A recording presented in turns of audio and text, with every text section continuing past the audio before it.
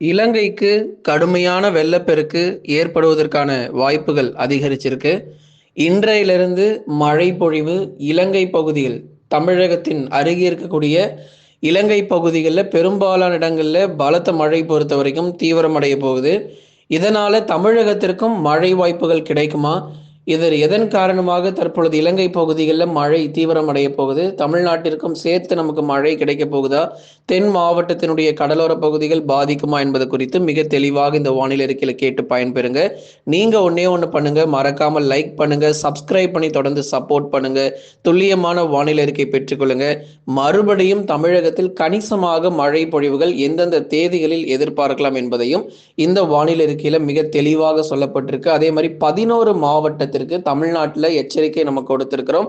அது எந்தெந்த மாவட்டங்கள் எதனால எச்சரிக்கை கொடுக்கப்பட்டிருக்கு என்பதையும் கேட்டு பயன்பெறுங்க. நண்பர்களே, லைக் பண்ணுங்க, மறக்காம சப்ஸ்கிரைப் பண்ணி தொடர்ந்து சப்போர்ட் பண்ணுங்க. நம்ம சேனல்ல ஸ்டோர்னு சொல்லி ஒரு ஆப்ஷன் தனியா நம்ம கொடுத்திருப்போம். அந்த ஸ்டோரை நீங்க கிளிக் பண்ணீங்க அப்படின்னா எல்லா ப்ராடக்ட்ஸுடைய விலை, அதாவது எல்லா பொருட்களுடைய விலையும் நமக்கு 50 முதல் 90% வரைக்கும் நம்ம டிஸ்கவுண்ட் கொடுத்திருக்கிறோம். அதனால நீங்க வாங்கி பயன்பெறலாம். ஸோ உங்களுக்காகவே நம்ம சேனல் மூலியமா வாங்குறவங்களுக்கு இந்த சலுகைகள் கொடுக்கப்பட்டிருக்கு. இலங்கையில் இன்று முதல் படிப்படியாக மழையினுடைய தீவிரம் பொறுத்த வரைக்கும் அதிகரித்து கடும் கனமழையானது புரட்டி போடும். எத்தனை தேதிகள் வரைக்கும் இலங்கையில மழை பொழிவு ரொம்ப அதிகமா இருக்கும் அப்படின்னா, வருகிற பிப்ரவரி 5ஆம் தேதி வரைக்கும் இலங்கையின் வடக்கு மற்றும் தெற்கு பகுதிகளில் கடுமையான மழை பொழிவு. இப்ப தமிழ்நாட்டில் எப்படி நம்ம வட கடலோரங்கள் டெல்டான்னு சொல்றோமோ, அது போல இலங்கையினுடைய வட கடலோர பகுதிகள், குறிப்பாக அந்த வடக்கு மற்றும் தெற்கு பகுதிகளில் இருக்கக்கூடிய இடங்கள்ல நமக்கு குறிப்பாக மழை பொழிவுகள் ரொம்ப தீவிரமாக பதிவாகிறதுக்கான வாய்ப்புகள் இருக்கும். அதாவது பிப்ரவரி 5ஆம் தேதி வரைக்கும் இன்று தொடங்கிய மழை பொழிவு பிப்ரவரி 5ஆம் தேதி வரைக்கும் இலங்கை பகுதிகளில் மிக கடுமையாக பதிவாக போகுது. அதுல குறிப்பாக மிக கனமழை பெய்யக்கூடிய பகுதிகள், இலங்கையினுடைய மிக கனமழை பெய்யக்கூடிய பகுதிகள் திருகோணமலை, மட்டக்களப்பு, அம்பாறை, பதுளை மற்றும் அம்பாத்தோட்டை உள்ளிட்ட பல்வேறு பகுதிகளிலும் இலங்கை இடங்கள்ல நமக்கு கனமுதல் மிக கனமழை கூட எதிர்பார்க்கலாம். அந்த அளவிற்கு நமக்கு மழை வாய்ப்புகள் இலங்கை முழுவதுமாகவே ரொம்ப தீவிரமாக இருக்கும். பாருங்க, இந்த 5 பகுதிகளில் ரொம்ப வலுவான கனமழை பொழிவுகள் இலங்கையில நம்ம எதிர்பார்க்கிறோம். இதனோட எதிரொலியாக தமிழகத்தினுடைய கடலோர பகுதிகளிலும் பலத்த மழை வருமா அப்படிங்கிறதையும் இப்போ நம்ம பார்க்க போகிறோம். தமிழ்நாடு பொறுத்த வரைக்கும் நம்ம அறிவித்திருக்கிற தேதிகள் பிப்ரவரி 4ஆம் தேதி அல்லது 5ஆம் தேதி, 4/5 கடலோர பகுதிகளில் சாரல் அல்லது ஒரு லேசான மழை பொழிவுகளை எதிர்பார்க்கலாம். இங்க சென்னையில் ஆரம்பித்து புதுக்கோட்டை வரை எடுத்தா கூட இந்த பகுதிகள் முழுவதுமாக பிப்ரவரி 4ஆம் தேதி வரைக்கும் கடலோரங்களில் சாரல் மற்றும் மிதமான மழை பொழிவுகள் தமிழகத்தில் எதிர்பார்க்கப்படுது. தொடர்ந்து இலங்கையிலும் நமக்கு மழை தீவிரமாகும். அதே சமயத்தில் தென் மாவட்டத்தினுடைய கடலோர பகுதிகளிலும் பிப்ரவரி முதல் வாரத்தில் சில நேரங்களில் சில இடங்களில் சாரல் அல்லது மிதமான மழை பொழிவு பிப்ரவரி 4, 5, 6 தேதிகளில் கணிசமாக எதிர்பார்க்கப்படுது. ஆனால் இது மிகப்பெரிய தமிழகத்திற்கு ஒரு பாதிப்பையோ அல்லது ஆபத்தையோ ஏற்படுத்தாது. ஆனால் மறுபடியும் வானம் மேகமூட்டமாக மாறி அவ்வப்போது ஒரு சாரல் மழை பொழிவுகள் தமிழக கடலோரங்களில் எதிர்பார்க்க முடியும்.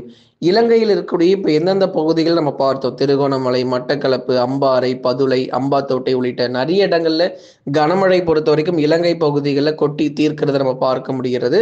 அதே மாதிரி பிப்ரவரி 4ஆம் தேதி தமிழகத்தினுடைய கடலோர பகுதிகளில் சாரல் மற்றும் மிதமான மழை பொழிவாக எதிர்பார்க்கலாம். ஆனால் நமக்கு இப்போதைக்கு மிக கனமழை மற்றும் அதிதீவிர கனமழையானது எதிர்பார்க்க முடியாது.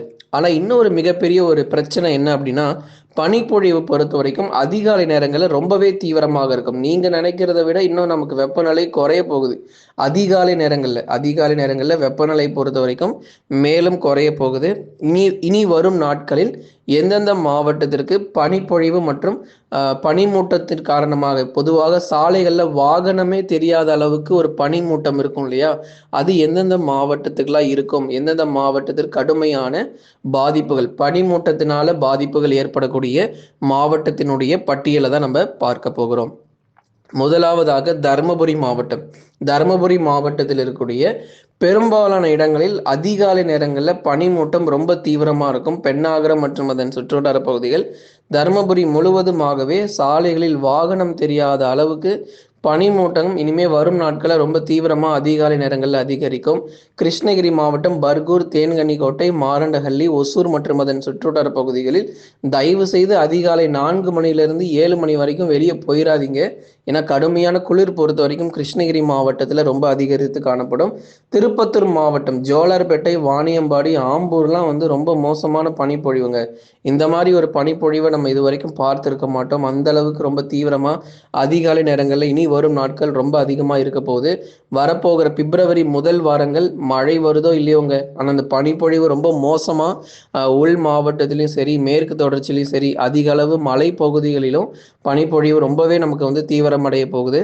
வேலூர் மாவட்டம் குடியாத்தம், காட்பாடி மற்றும் அதன் சுற்றுவட்டார பகுதிகளிலும் பெரும்பாலான இடங்களில், அதாவது குறிப்பா தமிழக, ஆந்திர எல்லையோர பகுதிகள், தமிழக, கர்நாடக எல்லையோர பகுதிகளிலும், தமிழக, கேரள எல்லையோர பகுதிகளிலும் கடுமையான அந்த பனிப்பொழிவுகள் ரொம்ப தீவிரமடைந்து நமக்கு வந்து காணப்படுகிறத பார்க்கலாம். ராணிப்பேட்டை, களவாய், செம்மேடு உள்ளிட்ட இடங்களிலும் அதிகாலை நேரங்கள்ல அந்த வாகனங்கள் தெரியக்கூடாத அளவுக்கு பனிமூட்டம் ரொம்ப தீவிரமா இருக்கும். ராணிப்பேட்டை கூட நம்ம விட்டு வைக்க போறதில்ல, அங்கேயும் இருக்கு. அதே மாதிரி திருவள்ளூர் மாவட்டத்திலையும் பனிப்பொழிவு அதிகரிக்கும். இப்போ வந்து நமக்கு 18 டிகிரி செல்சியஸா இருக்கு. போக போக இன்னும் ஒரு 17, 16 டிகிரி செல்சியஸா மாறும். கும்மிடிப்பூண்டி, பொன்னேரி, பழவேற்காடு உள்ளிட்ட இடங்கள்லாம் பனிப்பொழிவுகள் அதிகாலை நேரங்களில் ரொம்ப தீவிரமடைய வாய்ப்புகள் உண்டு. ஈரோடு மாவட்டங்கள் கோபிச்செட்டிப்பாளையம், சத்தியமங்கலம் உள்ளிட்ட இடங்களிலும் அதிகாலை வேளையில் கடும் பனிப்பொழிவு நிச்சயமாக எதிர்பார்க்கலாம். சேலம் மாவட்டம் இளம்பிள்ளை, தம்பம்பட்டி இது போன்ற பல்வேறு பகுதிகள், சேலம் மாவட்டத்தில் எடப்பாடி, வாழப்பாடி மற்றும் அதன் சுற்றுவட்டார பகுதிகள், தலைவாசல் உள்ளிட்ட பல்வேறு பகுதிகளிலும் அதிகாலை நேர பனிப்பொழிவு சற்று தீவிரமடையும். லேசான ஒரு பனிமூட்டமாக காணப்படும். அதிகாலை 4 மணி முதல் 6 மணி வரை இந்த பனிமூட்டம் ரொம்ப தீவிரமாக இருப்பதற்கான வாய்ப்பு இருக்கும் சேலம் மாவட்டத்தில்.